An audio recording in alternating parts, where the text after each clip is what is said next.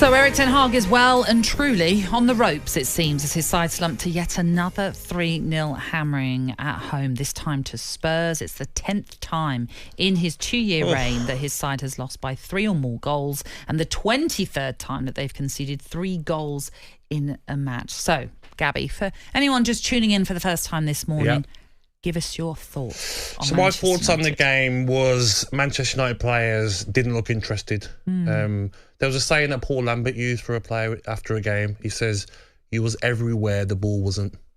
Okay, I like that. That's a sort of saying you could throw all of them Manchester United players, bar Onana and De Ligt, I'd say, in that Manchester United team. Manchester United have already lost 3-0 at home twice this season. Their biggest defeat under Ten Hag. He's not been there 10 years, been there 3 years.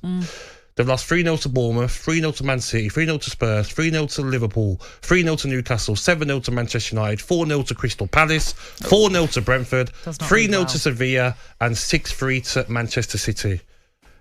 Almost 1 in every 5 games, Manchester United concede 3 goals under Ten Hag.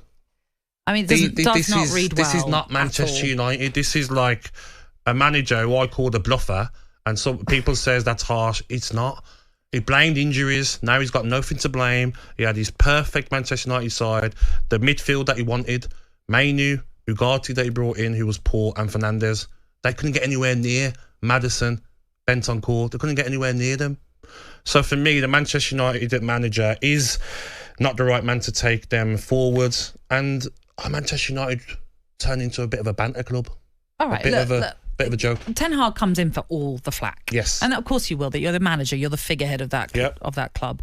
So you're always going to be that automatic go-to that everyone aims all the criticism at. But why are we not criticising the players? You're saying clearly they're disinterested. They're running around like headless chickens a lot of the time, or running around looking busy but not really doing anything, let's say. Why is there no pride in their performances? Why are we not calling them out for that? I totally agree. It does come from the manager who is not filling them with any confidence. But no manager sends out players and say, go out there and play, like we say, like headless chickens. Of course. Watching the game, I thought Dalot was terrible. I thought Ugarte, it was poor, but he's new to the Premier League. Garnacho was poor. Martinez poor. Xerxes was giving the ball away every time he got it. He couldn't hold the ball up. Fernandes poor all season. Since his new contract, 0 goals, 1 assist, 1 red card. Fernandes been poor this season. Mainu was poor on the ball. Mazraoui, who's been very good this season, was poor on the ball. And they weren't running around and trying to get after teams. I said it earlier. Start of the game, I'm seeing Udogie on his own taking shots. I'm looking at Garnacho. He's just watching. Like, that's your man. When I played on the wing as a left winger, the right back, he's got the ball. I have to follow you. So the players aren't doing the hard yards, and everyone's throwing their arms up. No one's like digging anyone out in a good way. It's like arms up in the air. Yeah, but is that not an issue in itself? There's no leaders out there. There's no one, as you say, cajoling them and saying, come on, 3 minutes in, they've conceded. There should be someone there going, this is too early for us to concede it, but there's still time for us to get into this game. How can you concede the same goal that you did against FC 20, where someone runs right through the middle of the pitch? Early on in the game, take him out. Rashford, can you go into a 50-50 to stop it at source? Then he runs right through the middle. Manchester United players treading water, looking so slow and sluggish, running back. Do you know what I mean? Stop throwing your arms up as well. I seen a ball that I think it was De Ligt tried to play in behind for Rashford. It was unlucky.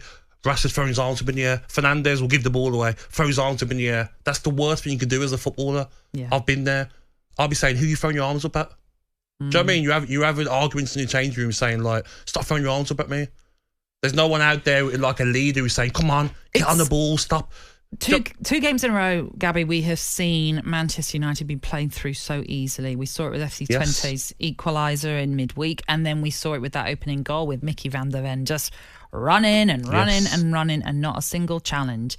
That kind of felt like a training game where they've said, like, do not touch our first team. Let them run through. Let's see what they can do. Passive defending. How can there not be any, again, pride of the players and one of them thinking, I've got to stop this guy?